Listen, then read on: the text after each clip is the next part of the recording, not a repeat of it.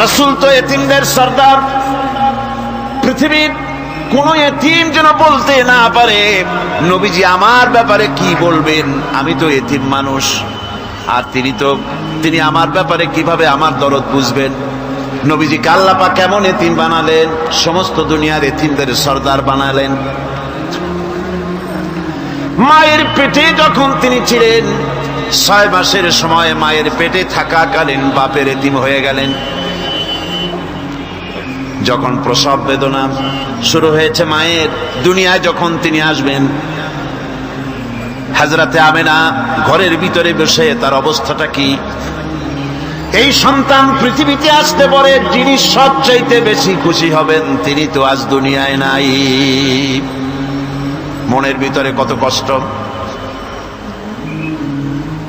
আল্লাহ রাব্বুল আলামিন তার হাবিবকে দুনিয়া আনলেন। রাসূলের দাদা ঘরের সামনে তাঁবুর সামনে দাঁড়ায়া তায়েফ থেকে আগত সাদিয়া গোত্রের লোকদেরকে বলতেছেন, এই ঘরের ভিতরে একটা এতিম বাচ্চা আছে, বেশি টাকা কড়ি দেওয়া যাবে না, যদি দয়া হয় নিয়ে যাও। গরিব মানুষ, এতিম মানুষ দেখে শুনে কেউ আর নিতে চায় না। সবশেষে এলেন ভাগ্যবতী মেয়ে, ভাগ্যবতী মহিলা হযরতে হালিমাতুস সাদিয়া। তিনি এসেছেন, কোনো ছেলে পেলে পায় নাই, সকলের শেষে তিনি এসেছেন।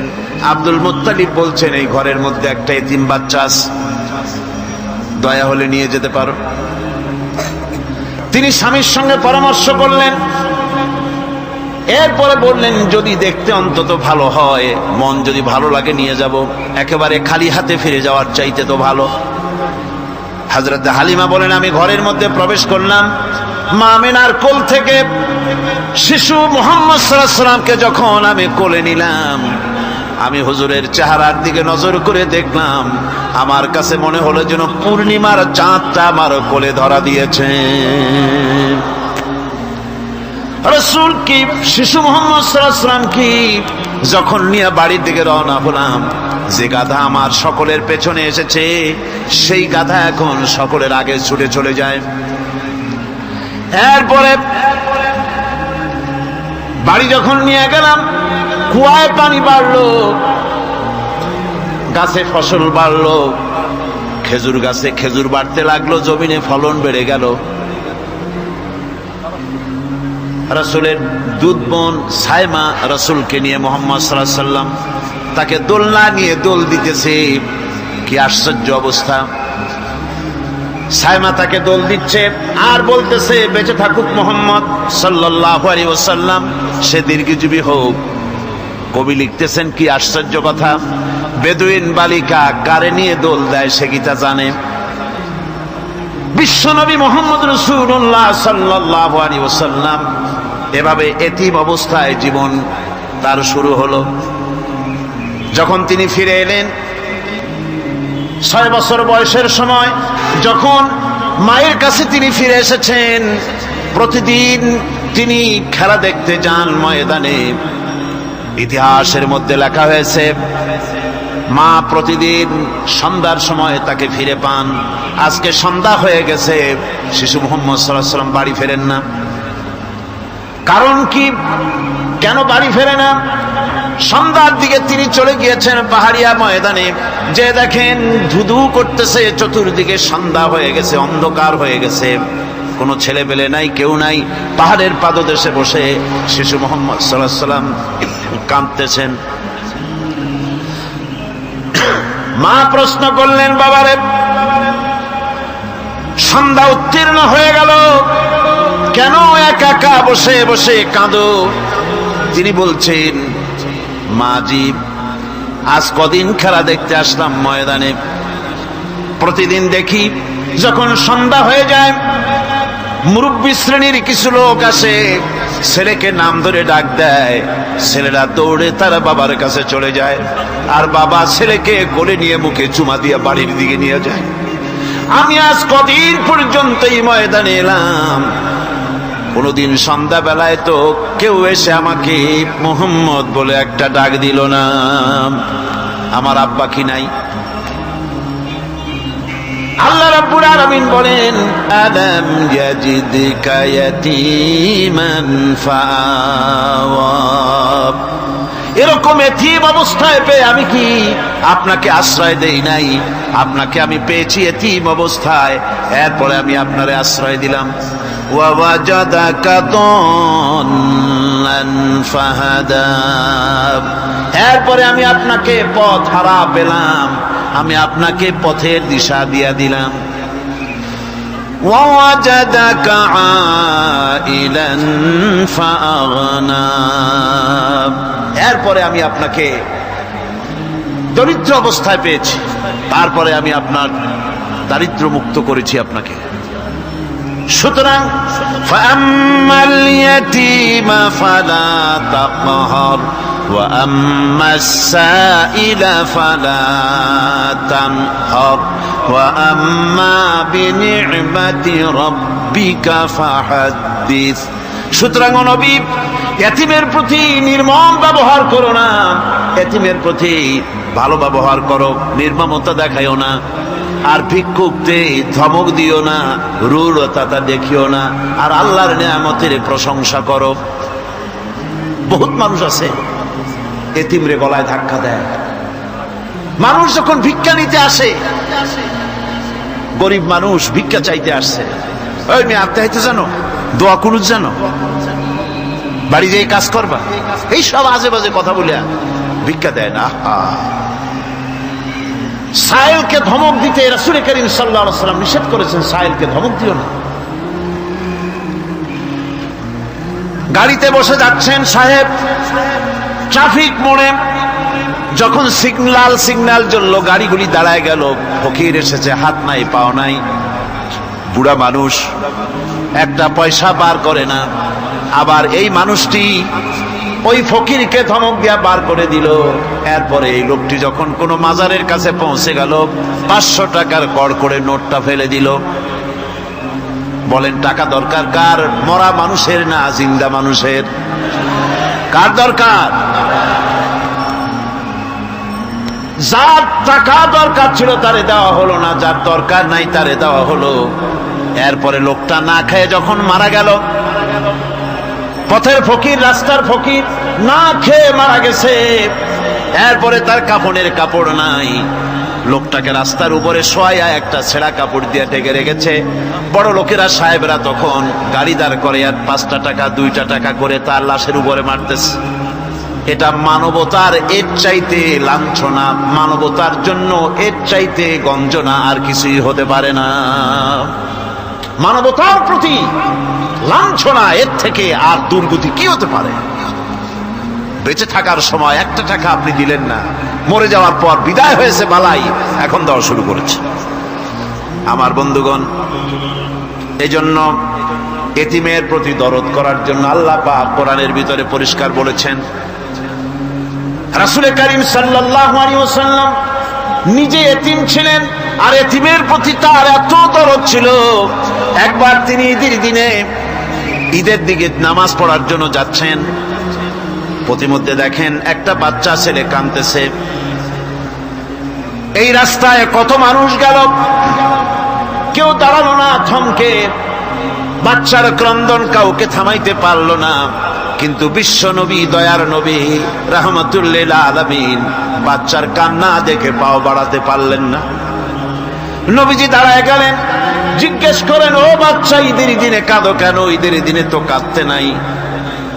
বাচ্চা বলে, তোমার কাছে বলবো না, আমি সেই সকালবেলা থেকে বসে আছি, আমি যদি মক্কার আব্দুল্লাহর পুত্র মুহাম্মদ রাসূলুল্লাহ সাল্লাল্লাহু আলাইহি সাল্লামকে পাই, মনের দুঃখ তার কাছে বলবো।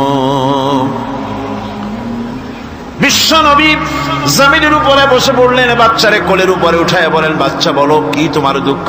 তুমি যার জন্য বসেছো আমি তো সেই এতিম নবী, কি বলতে চাও? বাচ্চা বলতেছেন, ইয়া রাসূলুল্লাহ, আমার বাবা মারা গেছে সেই ছোট্টবেলায়, একেবারেই তখন মায়ের পেট থেকে আমি আসার পর বাপ মরে গেল। আমার মা আর একজনের সঙ্গে বিয়ে বসেছে, সেই পুরুষটি আমারে দেখতে পারে না, আমার মা যদি আমারে কোলে করে এসে সহ্য করতে পারে না, আমারে চুমা খাইলে সহ্য করতে পারে না, আমারে খাবার দিলে মা মার খায়। আজ ঈদের দিনে রাতে আমার মা আমাকে বলল, বাবারে তোমার কপাল খারাপ, তোমার বাবা মারা গেছে, তোমাকে সাহায্য করার কেউ নাই, আমি তোমার যত্ন করতে পারলাম না, কোলে নিয়ে চুমাও দিতে পারি না, আমার এমনই কপাল খারাপ। সুতরাং এতিমের দরদ এতিম ছাড়ার কেউ বুঝবে না। তুমি আজ চলে যাও, ওই রাস্তায়, ঈদের রাস্তায় দাঁড়ায় থাকো, মাঠের রাস্তার পাশে, বিশ্ব নবীর কাছে তোমার দুঃখ বলো, এতিমের দুঃখ তিনি বুঝবেন। আমি মায়ের কথা মতো এই জায়গায় এতক্ষণ বসে আছি, হুজুর আপনি দয়া করে, আমার কথা তো আপনার কাছে বললাম, আমার মনের এই দুঃখ। নবীজি বাচ্চার কথা শুনতেছিলেন, চোখ দিয়া পানি পড়তেছিল, বাচ্চাকে বুকের সঙ্গে জড়িয়ে ধরে নবীজি বলেন, ও এতিম, মুহাম্মদ সাল্লাল্লাহু আলাইহি ওয়াসাল্লাম যদি তোমার পিতা হন আর হযরত আয়েশা যদি তোমার মা হয়ে যায়, বলো তোমার মনের দুঃখ মেটে নাকি? ছেলে ডুকরে কেঁদে উঠলো আর বলল, ইয়া রাসূলুল্লাহ, আপনি যদি আমার পিতা হন আর আয়েশা যদি আমার মা হয়ে যায়, এর থেকে বড় সৌভাগ্যের আমার তো আর কিছুই নাই। নবীজি এতিমকে বাড়ি নিয়ে গিয়ে হযরতে আয়েশার হাতে তুলে দিয়ে বললেন, আয়েশা রে, পবিত্র ঈদের দিনে আল্লাহ রাব্বুল আলামিন তোমার জন্য একটা উপহার পাঠিয়েছেন, এটা যত্ন করো। এতিমের প্রতি দরদ রাখার জন্য আল্লাহ রাব্বুল আলামিন বলেছেন, এতিম, মিসকিন, বিধবা, অসহায় লোক, তাদের প্রতি যাতে করে মুসলিম সমাজ লক্ষ্য রাখে, সেজন্য আল্লাহ পাক নির্দেশ করেছেন। বুখারী এবং মুসলিম শরীফের হাদিসে এসেছে, আস-সাই আলাল আরমালাত ওয়াল মিসকিন কাস-সাই ফি সাবিলিল্লাহ। বিধবাদের জন্য, মিসকিনের জন্য কেউ যদি কোনো উদ্যোগ গ্রহণ করে, কেউ কোনো সাহায্য দেয়, জিহাদের ময়দানে জিহাদ করে আল্লাহর রাস্তায় যে সওয়াব পাওয়া যায়, যে মর্যাদা পাওয়া যায় আল্লাহর কাছে, এতিম, মিসকিন, বিধবাকে সাহায্য করলে সেই সওয়াব আল্লাহ রাব্বুল আলামিন আমলনামায় দিয়ে দেন। আমাদের প্রিয় নবী এতিম মিসকিনদের খুবই ভালোবাসতেন তার নিজের চাকর হযরত যায়েদ ও আনাস রাদিয়াল্লাহু তাআলা আনহুকে। সে সম্পর্কে এখন আলোচনা করা হচ্ছে। তার চরিত্রই প্রমাণ করে, নবীদেরকে বায়নাত দেওয়া হয়েছে, এমন চরিত্র, আচার আচরণ দেওয়া হয়েছে যাতে করে লোকেরা অভিভূত হয়ে যায়, আকৃষ্ট হয়ে যায়। হযরতে যায়েদ, তিনি তো কৃতদাস ছিলেন, হারায় গেলেন বাপ মা থেকে, আর এরপরে কুদরত তারে মুহাম্মদ সাল্লাল্লাহু আলাইহি ওয়াসাল্লামের ঘরে উঠায় দিল। তিনি তখন আল্লাহর নবী, তখনও নবুয়তের দায়িত্ব পান নাই। যায়েদের পিতার কাছে খবর হয়ে গেল, যায়েদ আছে রাসূলের বাড়িতে, মুহাম্মদ সাল্লাল্লাহু আলাইহি ওয়াসাল্লামের বাড়ি মক্কায়। তারা এসে হুজুরের সঙ্গে দেখা করে বললেন, মুহাম্মদ সাল্লাল্লাহু আলাইহি ওয়াসাল্লাম, জানতে পেরেছি আপনার কাছেই আমাদের ছেলে যায়েদ আছে, মেহেরবানি করে তাকে আমাদেরকে ফিরায় দেন। হুজুর বলেন, যায়েদ যদি তোমাদেরকে চিনতে পারে আর যদি যেতে চায়, আমার পক্ষ থেকে কোনো আপত্তি নাই, অবশ্যই যাবে।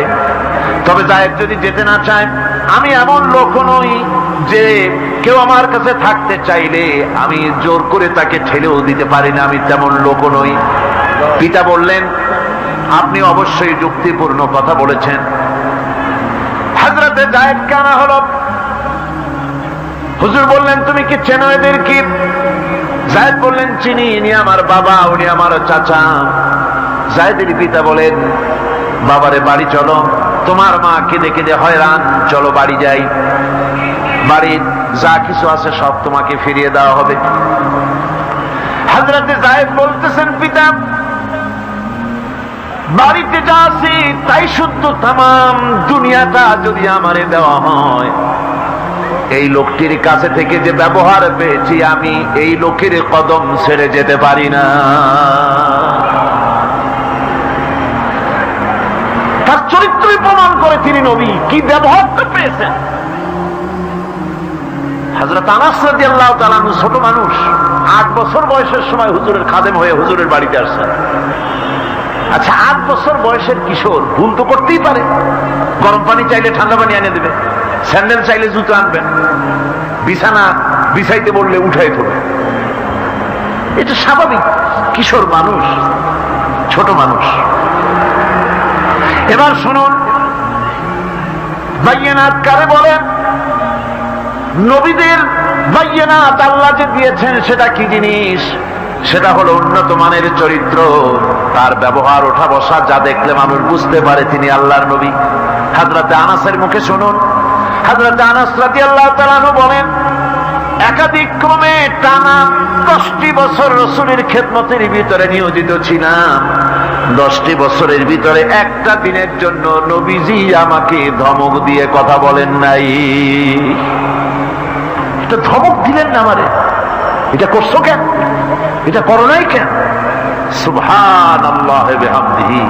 গোটা পৃথিবী সমস্ত মুমিন মুসলমানদের, পুরুষ আর নারীদের জীবন, কলিজা, রক্ত রাসূলের কদম মুবারক উৎসর্গ হয়ে যায়।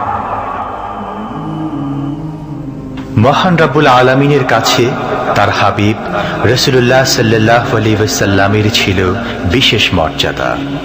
আসুন আমরা সে সম্পর্কে আলোচনা শুনি। আমার ভাইরা, রাসূল পাক সাল্লাল্লাহু আলাইহি ওয়াসাল্লাম আল্লাহর নবী এমন এক মহান সত্তা ছিলেন যে তিনি দোয়া আল্লাহর দরবারে হাত উঁচু করতে দেরি আছে, কিন্তু দোয়া কবুল হতে দেরি নাই। হিজরত করে মদিনায় এসেছেন, নামাজ পড়তে দিল চায়, কাবা শরীফের দিকে ফিরে যদি নামাজ পড়তে পারতাম দিলটা বড় ভালো লাগতো, কিন্তু হাত উঁচু করে মোনাজাত করতেছেন না, আল্লাহর কাছে বলতেওছেন না যে আল্লাহ তুমি আমার কিবলাটা বাইতুল মুকাদ্দাস থেকে ফিরাইয়া মক্কা শরীফে বাইতুল্লাহর দিকে ফিরাইয়া দাও। মুখেও বলতেছেন না, মনেও না, শুধু আকাশের দিকে বারবার তাকাচ্ছেন, মোনাজাত করেন নাই। মনে মনে আশা পোষণ করতেছেন যদি এমন একটা ওহী নাজিল হয়ে যেত। আল্লাহ রাব্বুল আলামিন সঙ্গে সঙ্গে রাসূল জোহরের নামাজ পড়তেছিলেন, 2 রাকাত পড়া হয়ে গেছে, এমন সময় ওহী নাজিল হয়ে গেল, ক্বাদ নারা তাকাল্লুবা ওয়াজহিকা ফিস সামা। ও নবী, আমি দেখতে পেয়েছি বারবার আপনি আকাশের দিকে তাকাচ্ছেন। সুবহানাল্লাহ, আমি দেখতে পেয়েছি। فَلَنُوَلِّيَنَّكَ قِبْلَةً تَرْضَاهَا فَوَلِّ وَجْهَكَ شَطْرَ الْمَسْجِدِ الْحَرَامِ।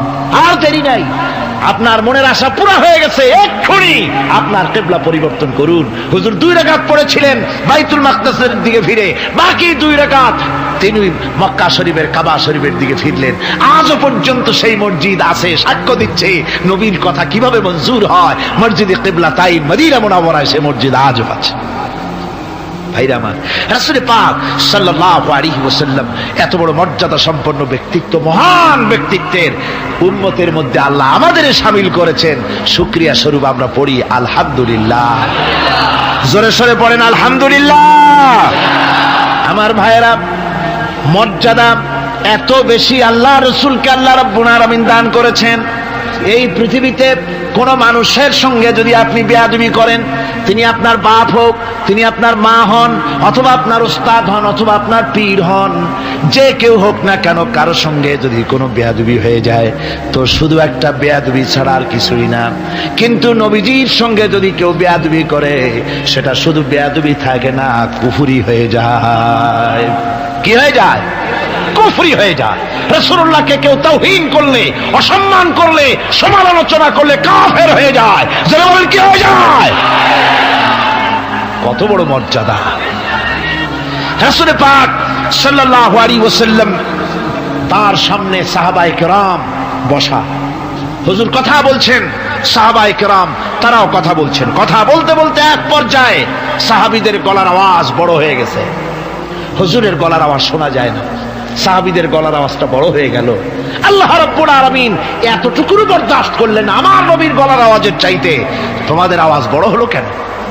সঙ্গে সঙ্গে ওহী নাজিল হয়ে গেল।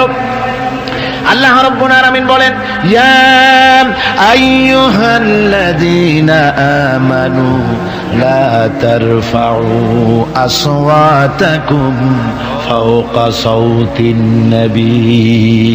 ও বিশ্বাসীরা, খবরদার তোমরা যারা ঈমান এনেছো শোনো, তোমাদের গলার আওয়াজ যেন আমার নবীর গলার আওয়াজের চাইতে বড় না হয়ে যায়।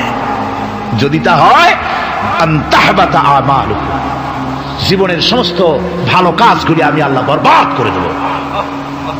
আজ পর্যন্ত এই আয়াতে কারিমা রাসূল পাক সাল্লাল্লাহু আলাইহি ওয়াসাল্লামের রওজায়ে আতহারের সামনে সবুজ সাইনবোর্ডের উপরে সোনার অক্ষর দিয়ে এই আয়াতে কারিমা লেখা রয়েছে, সুবহানাল্লাহ। সর্বকালের, সর্বযুগের সর্বশ্রেষ্ঠ মহামানব, সর্বশ্রেষ্ঠ বিশ্বনবী, আল্লাহর পরে যার মর্যাদা, তিনি হচ্ছেন মুহাম্মদ রাসূলুল্লাহ সাল্লাল্লাহু আলাইহি ওয়াসাল্লাম। রাসূলুল্লাহ সাল্লাল্লাহু আলাইহি ওয়াসাল্লামের প্রতি মহান আল্লাহর ভালোবাসার অন্যতম নিদর্শন হচ্ছে মেরাজ। এর মাধ্যমে আল্লাহ রাব্বুল আলামিন তার বন্ধুকে নিজের সান্নিধ্যে নিয়েছিলেন। এখন আমরা শুনব সেই মেরাজের কাহিনী। দুলির ধরা থেকে রাসূলকে আরশে আজিমে নিয়ে যাওয়া হবে। বোরাক এলো। বোরাক হচ্ছে বারকুন থেকে উৎপত্তি। এর অর্থ হচ্ছে বিজলি, বৈদ্যুতিক গতি সম্পন্ন, ঘোড়ার চাইতে ছোট, খচ্চরের চাইতে বড়, এই জাতীয় একটা প্রাণীর মতো হযরতে জিবরাইল নিয়ে আসলেন। আমাদের দেশে কারো কারো বাড়িতে আয়নায় বান্ধানো থাকে এই ছবিটা। ঘোড়া আছে, দুইটা ডানা আছে, মাথাটা মেয়ে লোকের মতো, চুলগুলো ঝুলে পড়ছে, নিচে লেখা আছে হাজা বোরাকুন নবী সাল্লাল্লাহু আলাইহি ওয়াসাল্লাম। আন্দাজে কোথায় পাইছে আল্লাহ, মিথ্যে কথা, বাজে কথা। আল্লাহ এরকম একটা মেয়ে লোক মার্কা ঘোড়া পাঠাইছিল হুজুরকে নেওয়ার জন্য, এটা কথা হইল। রাসূলকে মক্কা থেকে, উম্মে বাবে উম্মে হানি থেকে হুজুরকে বের করে নিয়ে যাওয়া হলো বাইতুল মাকদাসে। সমস্ত পয়গম্বর, দুনিয়া আল্লাহ যাদের পাঠিয়েছিলেন, সমস্ত রূহ উপস্থিত ছিল সেখানে। রাসূল করিম সাল্লাল্লাহু আলাইহি ওয়াসাল্লাম এখান থেকে মেরাজ করলেন। এতটুকু ছিল ইসরা। কোরআনে কারীম বলছে, আজকের কারি সাহেব যেখান থেকে তেলাওয়াত করেছিলেন, সুবহানাল্লাযী আসরা বিআবদিহি লাইলাম মিনাল মাসজিদিল হারামি ইলাল মাসজিদিল আকসা। সুবহানাল্লাযী, সমস্ত দুর্বলতা, অক্ষমতা থেকে মুক্ত সেই সত্তা যিনি তার বান্দাকে ইসরা করিয়েছেন, মেরাজ করিয়েছেন। সুবহানাল্লাহ। সমস্ত দুর্বলতা, অক্ষমতা থেকে মুক্ত তিনি পার করে নিয়ে গিয়েছেন। তারপরে মুহূর্তের ভিতরে মহাশূন্য পাড়ি দিয়ে, সেই মহাশূন্য মানে কি? এইখান থেকে সূর্য কত দূরে জানেন না? 9,30,00,000 মাইল দূরে এখান থেকে সূর্য। সেই সূর্য, তারপরে রয়েছে গ্যালাক্সি, মিল্কি ওয়ে, গ্রহ নক্ষত্র, সে যে কত দূরে, যে সমস্ত তারকা, এমন বহুত তারকা আছে যে তারকা সৃষ্টির পর তার আলো পৃথিবীর মাটি আজ পর্যন্ত স্পর্শ করে নাই, অথচ আলোর গতি প্রতি সেকেন্ডে কত মাইল? 1,86,000 মাইল। এই 1,86,000 মাইলের সেকেন্ড, এর মিনিট, এর ঘন্টা, এর দিন, এর সপ্তাহ, এর মাস, এর বছর, এটাকে বলা হয় লাইট ইয়ার, আলোকবর্ষ। সেই তারকা তৈরি হওয়ার পর কত সহস্র সহস্র লাইট ইয়ার চলে গেল, আজ পর্যন্ত সেই তারকার আলো পৃথিবীর মাটি স্পর্শ করতে পারে নাই। তাহলে সেই তারা কোথায়? আল্লাহ রাব্বুল আলামিন তার হাবিবকে চাঁদ, সূর্য, গ্রহ, নক্ষত্র, মহাশূন্য পাড়ি দিয়ে, তারপরে 7 আকাশ পাড়ি দিয়ে সিদরাতুল মুনতাহা পর্যন্ত নিয়ে গেলেন। জোরে কোন সুবহানাল্লাহ। এবার সিদরাতুল মুনতাহা পর্যন্ত যাওয়ার পথে যত ঘটনা ঘটলো, সেগুলো আপনারা ইতিহাস থেকে পড়ে নেবেন, ওগুলি বলার সময় আমার কাছে নাই। সিদরাতুল মুনতাহায় যাওয়ার পর হযরত জিবরাইল বলেন, আর আমি যেতে পারবো না। এটা হলো বিপজ্জনক বর্ডার। আমি যদি আর এক চুল অগ্রসর হই তাহলে আমি জ্বলে পুড়ে ছাই হয়ে যাব, আমার আর যাওয়ার অধিকার নাই। হুজুর সেখানে বসে থাকলেন। জিবরাইল বলে গেলেন, এখান থেকে আপনাকে নেওয়ার কুদরতি ব্যবস্থা হয়ে যাবে। রাসূল দুনিয়ায় ফিরে এসে হযরতে বেলালকে ডেকে বলেছিলেন, বেলাল গো, এমন কি আমল তুমি করো আমারে শোনাও। হযরতে বেলাল বলেন, হুজুর আমার আমল তো সব আপনি জানেন। কয় না, কি করো শোনাও। বেলাল বলেন, হুজুর খাস আমলের মধ্যে এতটুকু আছে যে আমি কখনো বিনা উজুতে থাকি না। যখন উজু চলে যায় উজু করি, আর উজুর ইহতিমামের জন্য 2 রাকাত নফল নামাজ পড়ি। হুজুর বলেন, বেলাল তুমি এই আমল ছাড়বা না, কারণ সিদরাতুল মুনতাহায় হযরত জিবরাইল আমারে যখন ছেড়ে চলে গেলেন, আমার একা একা বড় ভয় লাগতে লাগলো। তখন আমার মনে হচ্ছিল তুমি যেন আমার চতুর্দিকে হাঁটতেছো। আমার ভাইরা, রফরফ নামক বিছানা চলে এলো। কুদরতি এই বিছানায় চড়ে নবীজি আল্লাহ রাব্বুল আলামিনের দরবারে আরশে আজিমে পৌঁছে গেলেন। জোরে বলেন সুবহানাল্লাহ, জোরে বলেন সুবহানাল্লাহ। যেখানে পৃথিবীর কোন মানুষের যাওয়া সম্ভব নয়, গোটা পৃথিবীর মানুষের মর্যাদা আল্লাহ পাক বাড়ায় দিলেন, আরশে আজিমে হুজুরকে নিয়ে গেলেন। তারপরে তিনি কথাবার্তা হুজুরের সাথে কি বললেন, সেই কথাগুলি নিয়ে আমাদের দেশে কথা হলো এই যে হুজুরকে নিয়ে আল্লাহ 5 ওয়াক্ত নামাজ দিছিলেন তো 50 ওয়াক্ত। মুসা আলাইহিস সালামের সাথে দেখা না হইলে তো কাম সারছিল, আমাদের আর উপায় ছিল না। আরে ভাই, শুধু নামাজ দেওয়াই যদি উদ্দেশ্য হবে তাহলে রোজার মতো তো আল্লাহ দুনিয়ায় বসে দিতে পারতেন কিনা, হজের মতো যাকাতের মতো পারতেন কিনা। শুধু নামাজের জন্য নয়, আল্লাহ পাকের কায়নাত দেখাবার জন্য আল্লাহ পাক তাকে নিয়েছিলেন। বেহেশত দেখাইছেন, দোজখ দেখাইছেন, ভালো কাজ করলে কিরকম শান্তি হবে, খারাপ কাজ করলে কিরকম শাস্তি হবে চোখে দেখাই দিয়েছেন মুহাম্মদ রাসূলুল্লাহ সাল্লাল্লাহু আলাইহি ওয়াসাল্লামকে।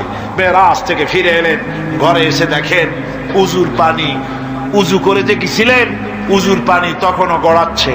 যে দরজা দিয়ে বেরিয়েছিলেন দরজাটা ধাক্কায় তখনও কাঁপতেছে। যে বিছানায় শোয়া ছিলেন সে বিছানায় মানুষ শুয়ে থাকলে যেমন উষ্ণ থাকে সেরকমের উষ্ণ ভাব তখনও আছে। কেমনে হলো মাথায় ঢুকবে না। সুবহানাল্লাহ, কোন ঢুকবে? জোরে কোন সুবহানাল্লাহ। এটার ব্যাপারে কোন বিজ্ঞান দর্শন যুক্তির প্রয়োজন নাই। প্রয়োজন শুধু এতটুকু, আল্লাহ তার হাবিবরে নেবেন, কত দ্রুত নিবেন, কত দ্রুত পাঠাবেন এটা তিনিই ভালো জানেন, আমাদের কোনো জানার কথা না, ঠিক কিনা কর। তবে দৃষ্টান্ত যদি চান তাহলে আমি দৃষ্টান্তটা এভাবে দিতে পারি, বুঝাবার জন্য একটা দৃষ্টান্ত দিতে পারি। সেটা হলো এই, ধরেন বাংলাদেশে কোনো প্রেসিডেন্ট আসবে, পৃথিবীর যে কোনো দেশের এক প্রেসিডেন্ট আসবে। এটা আসার যখন খবর হয়ে যাবে তখন পত্র পত্রিকায় রুট বলে দেওয়া হয়, এই রুটে রাষ্ট্রীয় মেহমান রাষ্ট্রীয় অতিথি ভবনে আসবেন, এই রাস্তা দিয়ে সাধারণ ট্রাফিক চলাচল বন্ধ থাকবে। এয়ারপোর্ট থেকে নিয়ে রাষ্ট্রীয় অতিথি ভবন পর্যন্ত মেহমান না আসা পর্যন্ত সমস্ত ট্রাফিক চলাচল বন্ধ। মেহমান পৌঁছে যাবে, তারপরে আবার স্বাভাবিক ট্রাফিক চলবে। এটা জানেন কিনা? এইটা যদি পৃথিবীর সামান্য সলিমদ্দি কসিমদ্দি এই জন্য বলছি, আজ আছে কাল নাই, ঠিক কিনা গণ?